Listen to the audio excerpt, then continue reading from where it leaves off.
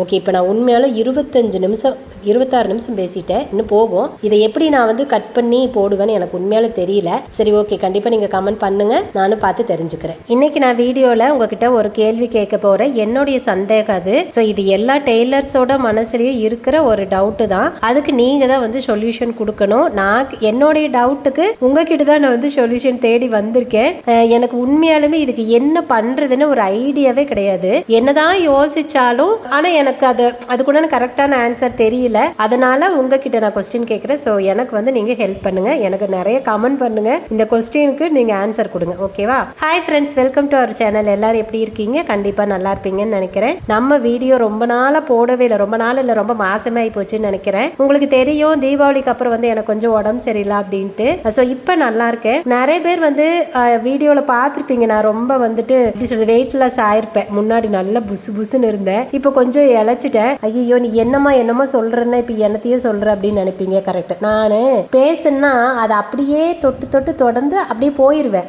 அப்புறம் என்ன சொல்ல வந்ததுங்கிறே மறந்துடுவேன். அது என்னோட இது. அப்படி வேற என்ன சொல்ல வந்தேன்னா, இப்போ வந்து டெய்லர்ஸ் எல்லாத்துக்கும் கண்டிப்பா இந்த விஷயம் தெரிஞ்சிருக்கும். இதுக்கு எப்படி சொல்றது, இதுக்கு சொல்யூஷனே கிடையாதுன்னு எனக்கும் தெரியும். இருந்தாலும் வேற ஏதாவது வழி இருக்கா அப்படின்னு உங்ககிட்ட கேட்குறேன். சரியா?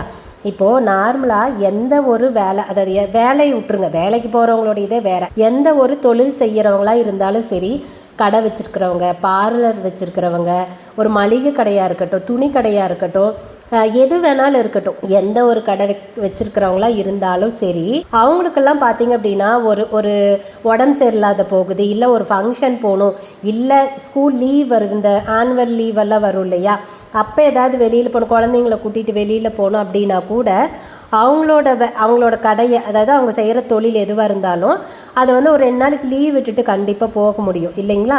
ஏன்னா இப்போ ஒரு மளிகை கடைன்னு எடுத்தால் கூட மளிகை கடைக்குள்ளே இருக்கிற பொருள் மேபி கெட்டு போகிறது எதுவும் இருக்காது, காய்கறியை தவிர.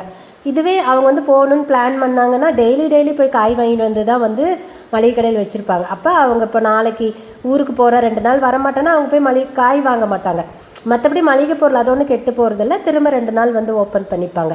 அதே மாதிரி அந்த 2 நாள் லீவுங்கிறத மேக்ஸிமம் அவங்களோட ரெகுலர் கஸ்டமருக்கு ஆல்ரெடி இன்ஃபார்ம் பண்ணியிருப்பாங்க.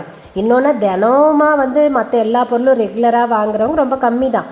மோஸ்ட்லி ஒட்டுக்கா வாங்கி வச்சுருக்கிறவங்க இருப்பாங்க. அப்புறம் காய் கூட ரெகுலராக வாங்குவாங்கன்னு வச்சுக்கோங்க. எதுவாக இருந்தாலும் அவங்களோட ரெகுலர் கஸ்டமருக்கு இன்ஃபார்ம் பண்ணிடுவாங்க. ஸோ அவங்க அந்த 2 நாளைக்கு ஒரு வேலை எமர்ஜென்சியாக இருந்துச்சுன்னா வேற ஒரு கடையில் போய் அவங்க வாங்கிக்குவாங்க. மறுபடியும் இவங்க வந்ததுக்கப்புறமா இவங்ககிட்டே ரெகுலராக வந்துடுவாங்க. அந்த மாதிரி. ஸோ இந்த மாதிரி துணி கடையாக இருக்கட்டும், எந்த கடையாக இருந்தாலும் கண்டிப்பாக அவங்களுக்கு வந்து ரெஸ்ட் எடுக்கிறதுக்கு கூட வாய்ப்பு இருக்குது. அதே மாதிரி பார்லர், இப்போ பியூட்டி பார்லர் வச்சுருக்கிறவங்க, மேக்கப் ஆர்டிஸ்ட், ஏன்னா அந்த மேக்கப் ஆர்டிஸ்ட் ஒர்க்கு எனக்கும் தெரியும், நானும் பண்ணுறதுனால அதோட இதுவும் எனக்கு தெரியும். இப்போ மேக்கப் ஆர்டிஸ்ட் வந்து எப்போவுமே வந்துட்டு வேலை இருக்க போகிறதில்ல, சீசன் டைம் மட்டும்தான், அதுவுமே முகூர்த்தத்துக்கு மட்டும்தான். மற்ற நாள் வந்து கொஞ்சம் ஃப்ரீயாக இருக்கும். ஸோ அதனால் நம்ம வந்து வேறு ஏதாவது நம்மளோட பர்சனல் ஒர்க்கை கூட தாராளமாக பார்க்க முடியும். ஸோ இந்த மாதிரி எல்லாத்துக்குமே ஒரு ரெஸ்டிங் டைமுக்கு உண்டான இது இருக்குது, வாய்ப்பு இருக்குது. நம்ம வந்து லீவ் எடுத்துக்கலாம், அந்த மாதிரியெல்லாம் வாய்ப்பு இருக்குது. ஆனால் டெய்லர் வேலையில் அப்படி ஏதாவது உண்மையாலும் வாய்ப்பு இருக்கா? அப்படி இருந்தால் சொல்லுங்கள். ஒருவேளை நான் ஏதாவது தெரியாமல் அதெல்லாம் நான் வந்து எப்படி ரெஸ்ட் எடுக்காமல் இருக்கிறேன்னா எனக்கு ஒன்றுமே புரியல. ஏன் அப்படின்னா, இப்போ மற்றவங்களுக்கெல்லாம் மற்ற வேலைக்கெல்லாம் வந்து கஸ்டமர் வந்த அன்னைக்கு தான் வேலை, வந்தால் தான் வேலை, அந்த மாதிரி. பட் நமக்கு அப்படி இல்லை. கஸ்டமர் போன வாரத்தை வரைக்கும் வந்திருந்தா கூட, ஒரு வாரம் வரலன்னா கூட நமக்கு வேலை இருக்கும். இப்போது ஒரு வேளை நான் மற்றவங்கள நான் இதாக சொல்லலை, தாழ்வாக சொல்லலை, ஒரு வேளை மேபி வீட்டில் இருந்து தைக்கிறாங்க, கொஞ்சம் தான் அவங்களால தைக்க முடியும், அவங்கக்கிட்ட அதிகமாக வந்து கஸ்டமர் வரமாட்டாங்க, ஓரளவுக்கு அந்த பக்கத்தில் இருக்கிற கொஞ்சம் பேர் தான் கொடுப்பாங்க அப்படின்னா கூட அவங்களால சமாளிக்க முடியும். அதே மாதிரி ரொம்ப பெரிய அளவில் அவங்க பண்ணுறதில்ல, ரொம்ப கடையை வச்சுருந்தா கூட ரொம்ப சிம்பிளாக தான் பண்ணிகிட்ருக்காங்க அப்படிங்கிறவங்களுக்கு கூட மேபி அப்படி கொஞ்சம் ரெஸ்ட்டுக்கு வாய்ப்பு இருக்கலாம். ஏன்னா நிறைய பேர் பார்த்திங்கன்னா கொஞ்சம் டிசைன்ஸ் எல்லாம் தைக்கிற மாதிரி அந்த மாதிரி கடைக்கு தானே போவாங்க. நான் எனக்கு சொல்ல தெரியல, பட் அந்த மாதிரி கூட இருக்கலாம்.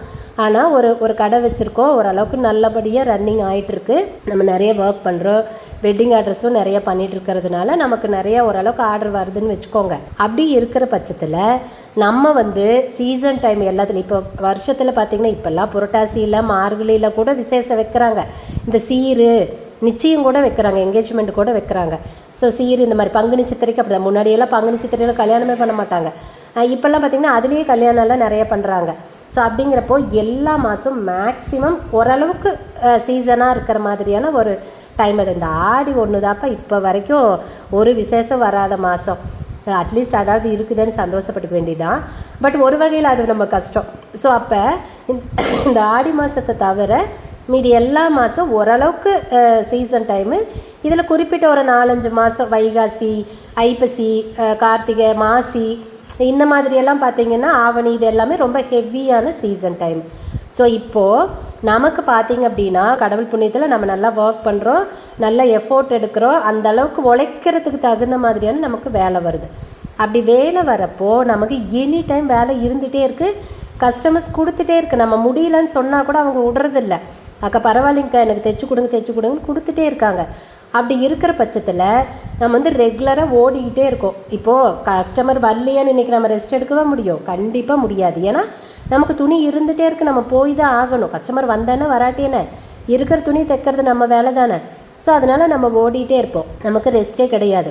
இதில் எக்ஸ்ட்ரா ப்ரெஷர் என்ன அப்படின்னா இந்த சீசன் டைம் ரொம்ப ஹெவியான மாதங்கள். இப்போ இப்போ மறுபடியும் சொன்ன பார்த்திங்களா, அந்த மாதிரி ரொம்ப ஹெவியான முகூர்த்தம் இருக்கிற அந்த மாதத்துலையெல்லாம் நம்ம இன்னும் ரொம்ப ஹெவியாக வேலை செய்யணும். ரொம்ப டைம் பார்க்காம, தூங்காமல், சாப்பிடாததுக்கு டைம் இல்லாமல், அந்த மாதிரி நம்ம ரொம்ப ஹெவியாக வேலை செஞ்சால் மட்டும்தான் அந்த சீசனை நம்ம வந்து நல்லபடியாக பண்ண முடியும். இன்னொன்று என்னென்னா நம்மள மாதிரியான டெய்லர்ஸ்க்கு, அது சின்ன டெய்லர் கடையாக இருந்தாலும் சரி, பெரிய பொட்டிக்கை யாராக இருந்தாலும் அவங்க இதுக்கு வேலை தான் செய்ய தான் போகிறாங்க. சின்ன டெய்லர் கடையில் வேலையே நல்லா இருக்காதுன்னு இல்லை, பெரிய கடையில் தான் வேலை நல்லா இருக்கணும் கிடையாது. ஸோ அதனால் நான் அந்த மாதிரி பிரித்து சொல்லலை, பொதுவாக சொல்கிறேன்.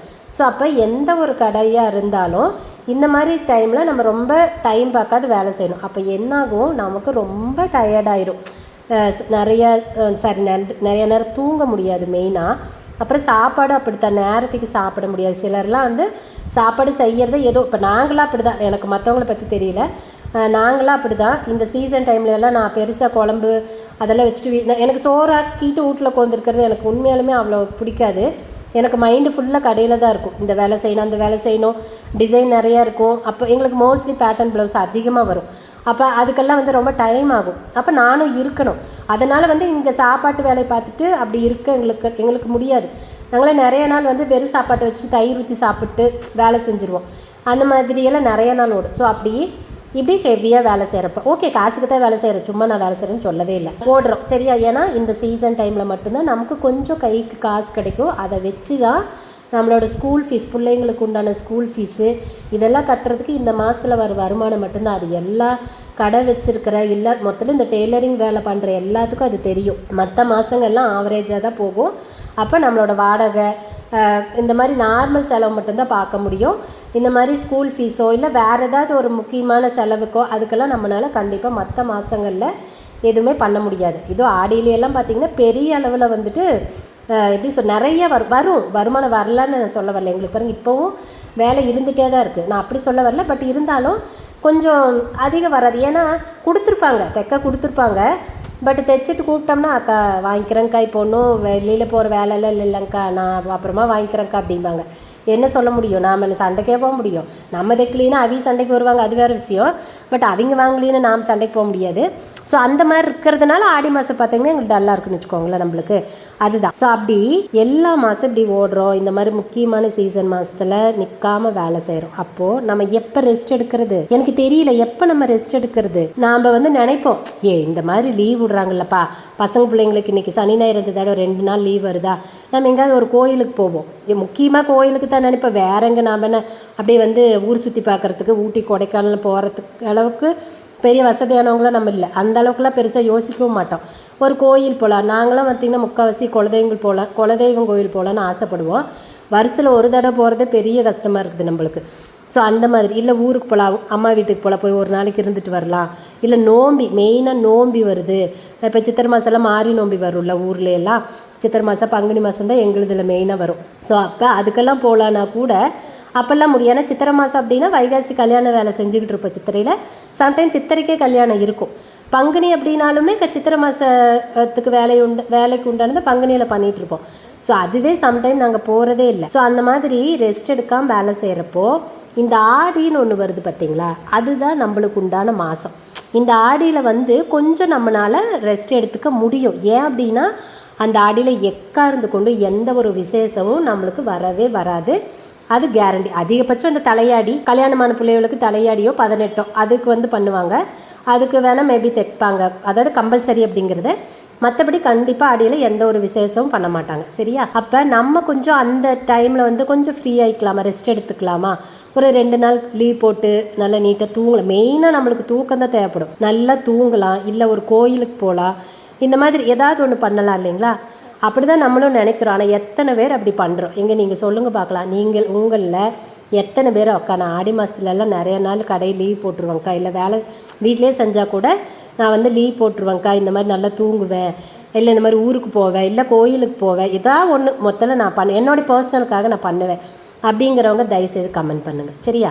நான் அப்படி பண்ணவே முடியலை. காரணம் என்னென்னா, ஆடி மாதத்தில் கஸ்டமரோட இதுதான் ப்ரெஷர் தான் நம்மளுக்கு மெயினாக. அவங்களுக்கும் மனசாட்சின்னு ஒன்று இருக்கணும். ஆனால் இருக்குமா இல்லையா ஆண்டவனே எனக்கு அது தெரியவே இல்லை. கொஞ்சம் இப்போ நம்ம சொல்கிறோம், இப்போ ஆடி மாதம்னா இவங்க ஒரு 10 நாளைக்கு முன்னாடி துணி கொடுத்துருக்குறாங்கன்னு வச்சுக்கோங்களேன். 10 நாள் ஆயிடுச்சு, நான் 10 நாள் தேதியில் நான் சொல்லிட்டேன் கொடுத்துருக்காங்க அப்படின்னா, அந்த 10 நாளைக்கு முன்னாடி நான் ஒரு 2 நாள் லீவ் போட்டேன். ஏன்னா அது ஆடி மாதம் தானே, ஒன்றும் பெருசாக எதுவும் கம்பல்சரி கொடுக்கணுன்னு அவசியம் இல்லை. நம்ம ஒரு 2 நாளுக்கு ரெஸ்ட் எடுத்துக்கலாம்ப்பா, ஸோ அப்புறமா நம்ம 2 நாள் கழித்து போய் ரெகுலர் ஒர்க் பார்க்கலாம் அப்படின்னு மேபி நம்ம நினச்சிருப்போம். ஆனால் அவங்க அப்போ தான் என்னமாங்க தெரியுமே, என்னமோ அப்போ உண்மையாலுமே அதை போட்டுக்கிட்டு தான் வெளியில் போயே ஆகணுங்கிற மாதிரி நான் சொல்லியிருந்தேன். நீங்கள் தரேன்னு சொன்னீங்க, ஏன் தரல அப்படின்னு. அப்புறம் நான் சொல்லுவோம் இதையும், இல்லைப்பா ரொம்ப டயர்டாக இருந்துச்சு, ஏன்க்கா எப்படி தைச்சிட்டு ரெஸ்ட் எடுக்கலாம் இல்லைங்க்கா, எப்படி அப்படி கேட்பாங்கன்னு எனக்கு சத்தியமாக அதுக்கு மனசாட்சியோடு அவங்க இருப்பாங்களா இருக்க மாட்டாங்களான்னு எனக்கு தெரியல. ஏன்க்கா எப்படி தைச்சிட்டு அப்புறம் ரெஸ்ட் எடுக்கலாம், எம்படி தைக்கிறப்ப தான் நீங்கள் ரெஸ்ட் எடுக்கணுமா அப்படி. அப்புறம் ஒவ்வொருத்தர் நக்கலாம், உங்களுக்கெல்லாம் என்ன ரெஸ்ட்டு, இப்போ என்னத்தை பெருசாக வேலை செய்கிறீங்க ரெஸ்ட் எடுக்கிறதுக்கு, அப்புறம் ஏப்பா இப்போ நாங்கள் இப்படிலாம் வேலை செய்கிறேன்னா காசுக்கு தானே வேலை செய்கிறீங்க, இன்னும் சும்மா வேலை செய்கிற மாதிரி சலிச்சுக்கிறீங்க. எப்படி யார் சலிச்சுக்கிறா? நம்ம வேலையில் நம்மளுக்கு கொஞ்சம் ஈடுபாடு இல்லாமல் செஞ்சால் அந்த வேலையை உருப்பிடாது, அது நமக்கு தெரியும். பட் அது அவங்களுக்கு தெரியாது இல்லை. இந்த மாதிரி கேனமாட்டு கேள்வி கேட்குறாங்க பற்றியா, அவங்களுக்கு கண்டாத்து எனக்கு ஆத்திரமாக வருது அப்படிம்பாங்க. நாம் என்னை எதிர்த்தும் பேச முடியாது. நான்லாம் உண்மையாக இப்போல்லாம் கொஞ்சம் முன்னாடி அப்படி தான் இருந்தேன், இப்போல்லாம் கொஞ்சம் போல்ட் ஆகிட்டேன். நான் எதிர்த்து பேசுறதில்ல, உண்மையில நான் சண்டை போடுறது, எனக்கு அது சண்டை போடவும் வராது, தெரியாது. நான் அதுக்கப்புறம் அவங்க துணி கொடுத்தா வாங்குறதே விட்டுட்டேன். அது யாராக வேணாலும் எப்படி சொல்கிறது, வருஷத்தில் நம்மளுக்கு ஒரு 50,000 ரூபாய்க்கு தான் வேலை கொடுக்கட்டுமே, வேண்டாம். நம்மளை நம்பி இன்னும் நிறைய பேர் இருக்கிறாங்க, நம்ம செஞ்சுட்டு போயிட்டா கிடக்குது. அப்படி யாரும் யாருக்காகவும் இங்கே கிடையாது இல்லையா? அதனால் பார்த்திங்கன்னா நான் அந்த மாதிரி நக்கலாக பேசுகிறவங்க, இந்த புரிஞ்சுக்காமல் பேசுகிறவங்ககிட்டையெல்லாம் நான் வேண்டானே உண்மையாக அடுத்த தடவை கொண்டாந்து இல்லைங்க நான் எனக்கு நிறைய வேலை இருக்குங்க இப்போ செய்ய முடியாது, ஒரு 2 தடவை 3 தடவை நான் வேண்டான்ட்டுன்னா அவங்க அடுத்தது வரவே மாட்டாங்க, வேண்டாம் போயிட்டு போகிறாங்க. அப்போது நம்ம எப்போ தான் இந்த மாதிரி ஒரு ரெஸ்ட் எடுக்க, நமக்கு ஏதாவது அப்படி ஒரு வாய்ப்பு இருக்கா? எனக்கு தெரிஞ்சு எந்த ஒரு தொழில் செய்கிறவங்களுக்கும் இந்த மாதிரியான ஒரு வாய்ப்பு இருக்குது, கண்டிப்பாக இருக்குது ரெஸ்ட் எடுக்கிறதுக்கு. ஆனால் இந்த டெய்லர் தொழில் செய்கிற மாதிரி நமக்கு மட்டும்தான் ஒன்றுமே கிடையாது. எந்நேரம் கடை வேலை இதே தான், குடும்பமாவது குட்டியாவது. கம்பெனி என்னை கேட்டால் டெய்லர் வேலை செய்கிறவங்களுக்கு டைவர்ஸ் பண்ணிவிட்டு தனித்தனியாக இருந்துக்கிறது நல்லதுன்னு நினைக்கிறேன். இல்லை கல்யாணமே பண்ண வேண்டாம், கல்யாணம் பண்ணாதீங்க, கல்யாணமே பண்ணாதீங்க, அப்படி இருக்குது கோவம். நம்ம வேலையை ஆசையாக தான் செய்கிறோம். எல்லா டெய்லர்ஸும் ஒரு ப்ளவுஸை தைச்சு முடிக்கிற வரைக்கும் எவ்வளோ ஒரு இன்ட்ரெஸ்ட்டாக இருக்கும் தெரியுமா? அது எல்லாத்துக்கும் இருக்கும். அது நார்மல் ப்ளவுஸாக இருக்கட்டும், பேட்டர்னாக இருக்கட்டும், எது வேணாலும் இருக்கட்டுமே, ரொம்ப ஆசையாக தான் அதை செய்வோம். இதை விட இன்னொரு சந்தோஷம் என்னென்னா, அதை போட்டுட்டு அவங்க நல்லா இருக்குன்னு சொல்கிறாங்க பார்த்தீங்களா, அது அதோட சந்தோஷம் நம்மளுக்கு. அதுக்காக தான் நம்ம வேலை செய்கிறதே. பட் இருந்தாலும் இந்த மாதிரி புரிஞ்சுக்காம ஆடி மாதம் தானே சரி, அந்த அவங்க ரெஸ்ட் எடுக்கிறாங்க, ஒரு நாளைக்கு எடுத்துட்டு அப்புறம் தான் நம்மளுக்கு தைச்சு கொடுக்கட்டும் அப்படி நம்ம சொல்கிறப்ப, அப்படியாங்க்கா சரி ஓகேங்க்கா ஒன்றும் பிரச்சனை இல்லைங்க்கா, நீங்கள் ரெஸ்ட் எடுத்துகிட்டு எனக்கு தைச்சு கொடுங்க, இப்போ என்ன அவசரம், ஒன்றும் பிரச்சனை இல்லை அப்படின்னு சொல்கிறதுக்கு எத்தனை பொம்பளைங்களுக்கு மனசு இருக்குது சொல்லுங்க பார்க்கலாம். கண்டிப்பாக நாமளும் பொம்பளை தான், இப்போ பேசுகிற நானும் பொம்பளை தானே, இப்போ நீ கேட்குற நீங்களும் பொம்பளை தானே. அப்போ ஒரு எப்படி சொல்கிறது, பொம்பளைங்கனாவே மோஸ்ட்லி இப்படி தான் இருப்பாங்க. 90% பொம்பளைங்க இப்படி தான் இருக்கிறாங்க. ஆனால் ஆம்பளைங்க கூட உண்மையால் அப்படி கிடையாது. போகிற போக்கில் இருக்கிற பேடை சட்டை எடுத்து போட்டுக்கிட்டு போயிட்டே இருப்பாங்க பழசாக இருந்தால் கூட. ஆனால் நம்ம பொம்பளைங்க மட்டும்தான் புதுசே தான் போடணும் அப்படிம்பாங்க. அதே மாதிரி ஒரு உடம்பு சரியில்லைன்னா கல்யாண பொண்ணுக்கு தவிர, கல்யாண பொண்ணுக்கு வேறு வழியே இல்லை, கல்யாண சீலையை தான் கட்டியாக வேணும். ஆனால் அதை தவிர மற்ற அது அவங்க அம்மாவாகவே இருக்கட்டுமே, யாராக இருந்தாலும் சரி, மற்றவங்க ஒரு வேலை ஃபங்க்ஷனுக்கு புதுசு கட்டிட்டு போகணுன்னு அவங்க கொடுத்துருந்தா கூட அந்த சூழ்நிலையில் அந்த டெய்லருக்கு ஏதாவது உடம்பு சரியில்லாத போயிருந்துருக்கலாம், வேறு என்ன தொந்தரவு வேணாலும் இருக்கலாம், தைக்க முடியாது போச்சுன்னா ஒரு வேளை அந்த கொடுத்த லேடி பரவாயில்லைங்க அப்படி அவங்க உடம்பு சரி பரவாயில்ல நீங்கள் பாருங்கள், நான் வேறு சாரீ கூட அட்ஜஸ்ட் பண்ணிக்கிறேன், ஒன்றும் பிரச்சனை, என்ன பண்ணுறது, அப்புறம் உங்களுக்கும் இப்படி முடியாத சூழ்நிலை அப்படின்னு மனசார சொல்லிட்டாங்கன்னா சொல்லுங்கள், யார் வேணாலும் சொல்லுங்கள். எங்கள் கஸ்டமர் வந்து எல்லா கஸ்டமரும் இப்படி தான் சொல்கிறேன். நான் இப்போ எல்லாத்தையும் சொல்லலை, எனக்கும் அந்த மாதிரி அனுசரித்து போகிறவங்க இருக்க தான் செய்கிறாங்க. ஆனால் எத்தனை பேர்? இப்போ ஒரு 50 கஸ்டமர் இருக்காங்கன்னா அதில் ஒரு 10 கஸ்டமர் தான் அப்படி சொல்லுவாங்க. மீது 40 கஸ்டமரும் சீலையே இல்லை, அப்படியே வீட்டில் வெறும் பீரோவே வச்சுக்கிற மாதிரி இதைத்தான் கட்டிட்டு போகிற மாதிரி எனக்கு வேணுமாங்க. அப்போ மனசுக்கு வலிக்கும், ஐயோ நம்மளால் முடியல, நம்ம வேணும்னா செய்கிறோம், நம்மளால் இன்றைக்கி ரொம்ப முடியல. ஒரு எப்படி சொல்கிறது, எங்கிட்ட ஒருத்தர் அப்படி தான் கேட்டாங்க. நான் சொன்னேன், நாங்கள் வந்து எப்படி சொல்கிறது, எங்களுக்கு வந்து இதுதான் பொழப்பு, இதுதான் சோறு இதை வேலை செஞ்சால் தான் நான் சோறே திங்க முடியும். அப்போ எங்களுக்கு இது எவ்வளோ முக்கியம், உங்களை விட எங்களுக்கு எவ்வளோ முக்கியம். அப்படிங்கிறப்போ எங்களால் முடியல அப்படின்னா அதுக்கு காரணம் இருக்குன்னு உங்களுக்கு ஒரு நொடி கூட உங்களுக்கு யோசிக்கவே முடியாதாங்க. இத்தனைக்கும் நாங்கள் தைச்சி கொடுக்காம இல்லை, வேண்டான்னு சொன்னதுக்கு ரொம்ப நிறைய வேலை இருக்குங்க, இப்போ தைக்க முடியாது அப்படின்னு சொன்னதுக்கு அப்படி சொன்னாங்க. எத்தனை பேருக்கு தைச்சி கொடுக்குறீங்க, ஏன் எனக்கு ஒருத்திக்கு தைக்கிறதுக்கு தான் உங்களுக்கு முடியலையா? அப்படிங்கிறப்போ எவ்வளோ மனசுக்கு வருத்தமாக இருக்குது தெரியுமா? ஸோ இதுதாங்க வேண்டாம். நான் பேசுன்னு இன்னும் நிறைய பேசிகிட்டே போயிடுவேன். இது ஒன்று தான் எனக்கு வந்து இது.